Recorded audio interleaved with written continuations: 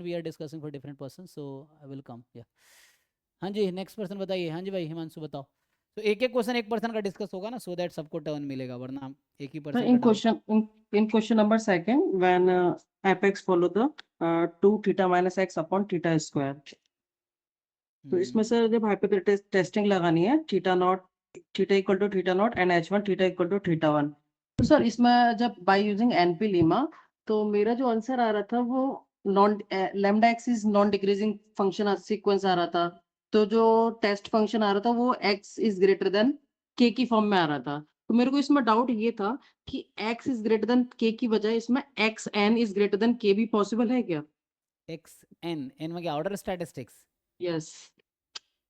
तो I think वहां पे तो सफिशिएंट एस्टिमेटर क्या है इसका? सफिशिएंट तो सर xn होगा। तो एक्सन के टर्म में ही आएगा, क्योंकि ये जो क्वांटिटी है, थ्योरम है कि l h not upon l h one जो आता है, this is function of t, where t is sufficient estimator. तो एक्स के टर्म में तो आएगा नहीं। आपका एक्स कैसे आ गया? एक्स तो सिंगल वेरिएबल है। Yes sir, but sir in in answer तो इन द एक्सएन में ही बुक, आएगा। बट सर बुक में अरे, एक्स अरे की फॉर्म में भाई, था ना, तो मुझे डाउट था। अरे भाई मुझे ये बताओ, तुम इतना दिमाग, एन अगर वन है तो एक्सएन किसके इक्वल होगा? अगर सैंपल्स सिंगल सैंपल साइज है तो what is xn? Simply x. तो बात तो बराबर ही तुम कर रहे हो दोनों तरीके से। तुम्हारे क्वेश्चन में एन ओके। वन है ना, जी जी जी। तो एक्चुअल वो एक्सएन इन जनरल अगर sample x one x two x n होता तो आंसर हम्म। एक्सएन में होता। एक्सएन यहाँ एक्स इसलिए बन जा रहा है, आपने किया वो भी सही है, और जो आप सोच रहे हो वो भी सही है, because both are same thing at n बराबर one. Yes sir got it. And sir second thing इसमें सर ये थी कि इसमें जो हम जो सीक्वेंस लगाते हैं, तीन तीन केसेस बनाते हैं इसमें।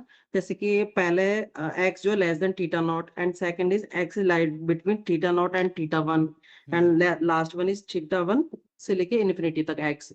तो इसमें सब जो जो निकालते हैं ना इंक्रीजिंग और डिक्रीजिंग, उसमें थोड़ा सा एक बार क्लियर कर दीजिए सर। इस तरीके से इसमें इंक्रीजिंग और सिंपल सा है डिक्रीजिंग भाई, देखते हैं। एक्स की वैल्यू जब चेंज होगी कहीं भी है, थीटा नॉट थीटा वन, तो यहाँ पे एक्स इसमें है जो वैल्यू फंक्शन की लाइक्लीहुड फॉर एग्जांपल, या कोई भी फंक्शन जी थीटा मान लो या समथिंग, यहाँ जो फंक्शन है चेक करो क्या बिहेवियर है। इसमें जो वैल्यू है, इसमें जो वैल्यू, इसमें जो वैल्यू, अगर वो वैल्यू इंक्रीजिंग है तो इंक्रीजिंग है, अगर वो डिक्रीजिंग है तो डिक्रीजिंग है। तो इसमें देखो फंक्शन की वैल्यू क्या है, इसमें फंक्शन की वैल्यू क्या है, इसमें फंक्शन की वैल्यू क्या है।